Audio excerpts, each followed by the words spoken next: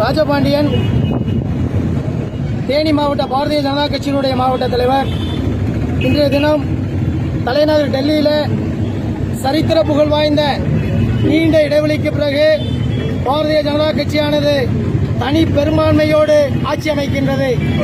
இந்த நேரத்தில் தேனி மாவட்ட பாரதிய ஜனதா கட்சியினுடைய வழிகாட்டுதலோடு தேனி நகர் பாரதிய ஜனதா கட்சியினுடைய நகர தலைவர் ரவி அவர்களுடைய தலைமையில் இன்றைய தினம் பொதுமக்களுக்கு இனிப்பும் எங்களுடைய இந்த வெற்றியை பட்டாசு வெடித்து கொண்டாடி இருக்கின்றோம்.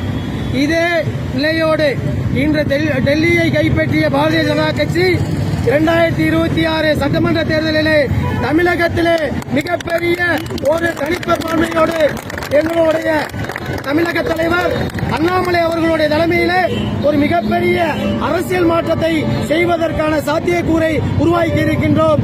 இன்று டெல்லி, நாளைய தமிழகம். எனவே டெல்லி வாக்காளர்களுக்கு தேனி மாவட்ட பாரதிய ஜனதா கட்சி சார்பாக நன்றியும் வாழ்த்துக்களையும் தெரிவித்துக் கொள்கின்றோம். நன்றி, வணக்கம்.